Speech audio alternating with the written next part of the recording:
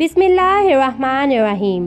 السلام علیکم اسلامی قلعہ کے معزز خواتین اور حضرات، آج کی اس ویڈیو میں آپ کو حضرت یونس علیہ السلام کا قصہ سنایا جائے گا۔ حضرت یونس علیہ السلام کا ذکر قرآن کریم کی 6 سورتوں میں آیا ہے: سورۃ النساء، سورۃ الانعام، سورۃ یونس، سورۃ الصفات، سورۃ الانبیاء اور سورۃ القلم۔ ان میں پہلی 4 سورتوں میں حضرت یونس علیہ السلام کا نام ہے اور آخری 2 سورتوں میں ذُنُّون اور صاحب الحوت یعنی مچھلی والا کہہ کر پکارا گیا ہے۔ حضرت یونس علیہ السلام ایک عظیم اور کریم نبی تھے۔ ان کا قصہ قرآن پاک میں ایک انوکھا قصہ ہے۔ حضرت یونس علیہ السلام کا زمانہ 784 سے 860 قبل مسیح کے درمیان بتایا جاتا ہے۔ حضرت یونس علیہ السلام کے والد کا نام متا تھا اور یہ سیدنا ابراہیم علیہ السلام کی نسل سے تھے، لہٰذا یہ اسرائیلی نبی تھے۔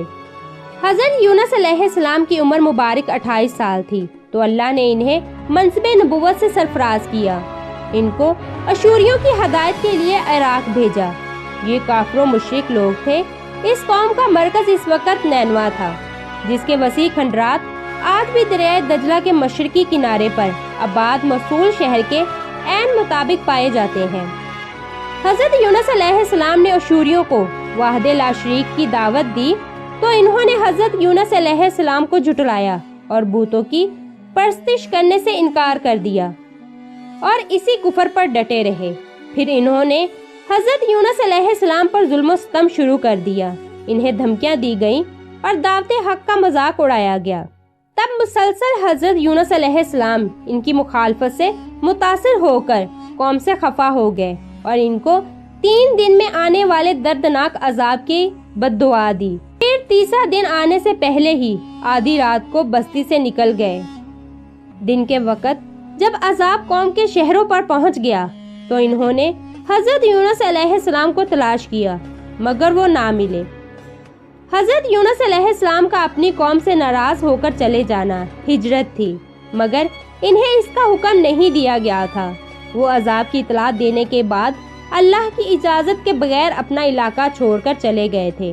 آثار عذاب دیکھ کر جب اشوریوں نے توبہ استغفار کی تو اللہ نے انہیں معاف کر دیا۔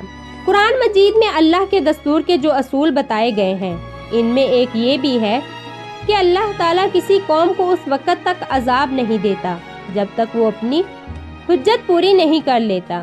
پس جب نبی نے اس قول کو مہلت کے آخری لمحے تک نصیحت کا سلسلہ جاری نہ رکھا اور اللہ کے مقرر کردہ وقت سے پہلے وہ خود ہی ہجرت کر گئے تو اللہ تعالیٰ کے انصاف نے اس قوم کو عذاب دینا گوارا نہ کیا، کیونکہ ان پر تمام حجت کی شرائط پوری نہ ہوئی تھی اور انہیں معاف فرما دیا۔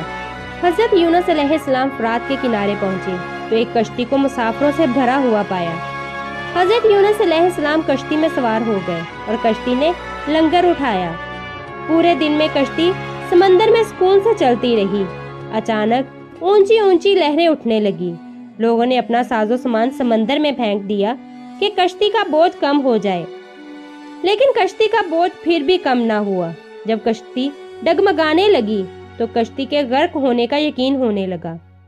اہل کشتی نے اپنے عقیدے کے مطابق کہا کہ ایسا معلوم ہوتا ہے کشتی میں کوئی غلام اپنے آقا سے بھاگا ہوا ہے۔ جب تک اس کو اس کشتی سے جدا نہ کیا جائے گا نجات مشکل ہے۔ حضرت یونس علیہ السلام نے سنا تو ان کو تنبیہ ہوا کہ اللہ تعالیٰ کو میرا نینوا سے وحی کا انتظار کیے بغیر اس طرح چلے آنا پسند نہیں آیا اور یہ میری آزمائش کے آثار ہیں۔ یہ سوچ کر انہوں نے اہل کشتی سے فرمایا کہ میں وہ غلام ہوں جو اپنے آقا سے بھاگا ہوا ہوں، مجھے کشتی سے باہر پھینک دو۔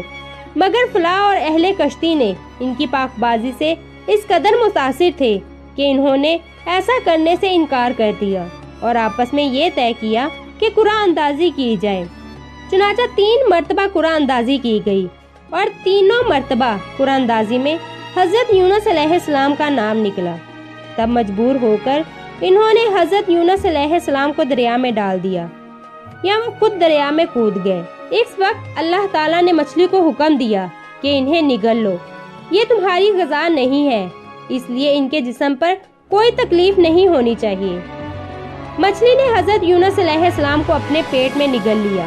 यूनुस अलैहिस्सलाम ने जब मछली के पेट में खुद को जिंदा पाया तो बारगाह इलाही में अपनी नदामत का इजहार किया कि क्यों वो वही इलाही का इंतजार किए बगैर और अल्लाह से इजाजत लिए बगैर उम्मत से नाराज होकर नैनवा से निकल आए। और हजरत यूनुस अलैहिस्सलाम ने मछली के पेट में अल्लाह को पुकारा और इन पर 3 अंधेरे इकट्ठे हो गए थे, एक रात का अंधेरा, मछली के पेट का अंधेरा और समंदर का अंधेरा। अगर वो ये तस्बीह ना फरमाते तो क़यामत तक मछली के पेट में रहते। आखिरकार वो अंधेरों में पुकार उठे, ला इलाहा इल्ला अंता सुब्हानका इन्नी कुन्तु मिनज़ ज़ालिमीन। तर्जुमा, इलाही तेरे सिवा कोई माबूद नहीं है, तू यकता है, मैं तेरी पाकी बयान करता हूँ, बिलाशुबा मैं अपने नफ्स पर खुद ही जुल्म करने वाला हूँ।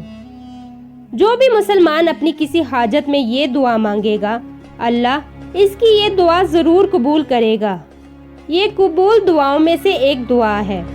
आप सल्लल्लाहु अलैहि वसल्लम ने फरमाया कि जब यूनुस अलैहिस्सलाम ने ये दुआ की तो ये कलमात अर्श के इर्द गिर्द घूमने लगे। फरिश्ते कहने लगे कि ये बहुत दूर दराज जगह से आवाज़ आ रही है, लेकिन कान इससे पहले इससे आशना ज़रूर हैं। आवाज़ बहुत ज़ईफ़ है। अल्लाह ताला ने यूनुस अलैहिस्सलाम की दर्द भरी आवाज़ को सुना तो फरमाया, क्या तुम इस आवाज़ को नहीं पहचानते? उन्होंने कहा, नहीं। फरमाया, ये मेरे बंदे यूनुस की आवाज़ है। फरिश्तों ने कहा, वही यूनुस जिसके पाक अमल कबूल शुदा हर रोज़ तेरी तरफ चढ़ते थे और जिसकी दुआएं तेरे पास कबूल हैं। अल्लाह जैसे वो आराम के वक़्त नेकियां करता था तो इसकी मुसीबत के वक़्त इस पर रहम करें। तो इसी वक्त अल्लाह ताला ने मछली को हुक्म दिया कि वो आपको बगैर किसी तकलीफ के समंदर के किनारे पर उगल दे। रवायत में आता है कि यूनुस अलैहिस्सलाम मछली के पेट में 3 दिन, 7 दिन, 40 दिन या कुछ घंटे तस्बीह करते रहे। चुनाचा मछली ने अल्लाह के हुक्म से समंदर के किनारे उगल दिया। हजरत अब्दुल्ला बिन मसूद रज़ी अल्लाह अन्हु फरमाते हैं कि मछली के पेट में रहने की वजह से इनका जिस्म ऐसा हो गया था जैसा कि परिंदे का पैदा शुदा बच्चा जिसका जिस्म नरम होता है, जिस्म पर बाल तक नहीं होते। हजरत यूनुस अलैहिस्सलाम बहुत कमज़ोर हालत में खुश्की पर डाल दिए गए थे। इसके बाद अल्लाह ताला ने साहिल पर एक बेलदार दरख्त उगाया। हजरत अबू हुरैरा रज़ी अल्लाह अन्हु फरमाते हैं कि जब मछली ने हजरत यूनुस अलैहिस्सलाम को खुले मैदान में डाला तो अल्लाह ताला ने आप पर यकतीन की बेल उगा दी। इनसे पूछा गया कि यकतीन किसे कहते हैं? फरमाया, कद्दू के पौधे को। इसके अलावा अल्लाह ने इनके लिए एक जंगली बकरी भेज दी जो ज़मीन की घास और जड़ी बूटियाँ खाती थी और सुबह शाम आपको दूध पिलाती थी, हत्ता कि आपकी तवानाई लौट आई। हजरत यूनुस अलैहिस्सलाम दरख्त के साए में झोंपड़ी बनाकर रहने लगे। चंद दिनों बाद ऐसा हुआ कि इस बेल की जड़ में अल्लाह ताला की तरफ से कपड़ा लग गया और इसने जड़ को काट डाला। जब बेल सूखने लगी तो यूनुस अलैहिस्सलाम को बहुत दुख हुआ। तब अल्लाह ताला ने वही के जरिए इनको मुखातब किया और फरमाया, यूनुस तुम इस बेल के सूखने पर कितना रंज का इजहार कर रहे हो, जो एक हकीर सी चीज़ है, मगर तुमने ये ना सोचा कि नैनवा की 1 लाख से ज़ायद आबादी जिसमें इंसान बस रहे हैं और उनके अलावा जानदार भी आबाद हैं, इसको बर्बाद और हलाक कर देने में क्या हमको कोई नागवारी नहीं होगी? और क्या हम इनके लिए इससे ज़्यादा शफीक व मेहरबान नहीं हैं जितना कि तुमको इस बेल से उनसे है, जो तुम वही का इंतज़ार किए बगैर कौम को बद्दुआ करके इनके दरमियान से निकल आए। एक दिन की शान, एक नबी के शान के नज़दीक ये नामुनासिब था कि वो कौम के हक में अजाब की बद्दुआ दे और इनसे नफरत करके जुदा हो जाने में उजलत कर ले और वही का इंतज़ार भी ना करे। यूनुस अलैहिस्सलाम के बस्ती छोड़ देने के बाद नैनवा के लोगों को यकीन हो गया था कि वो ज़रूर खुदा के सच्चे पैगंबर हैं और अब हलाकत यकीनी है। तभी यूनुस अलैहिस्सलाम हमसे जुदा हो गए। ये सोचकर फौरन बादशाह से लेकर राया तक सबके दिल खौफ और दहशत से कांप उठे और हज़रत यूनुस अलैहिस्सलाम को तलाश करने लगे।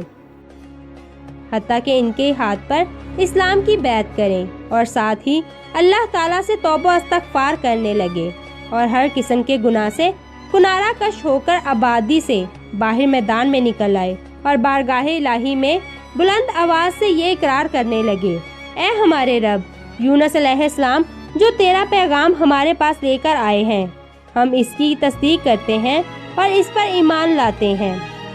آخرکار اللہ تعالیٰ نے ان کی دعا قبول فرمائی اور ان کو عذاب الہی سے محفوظ رکھا۔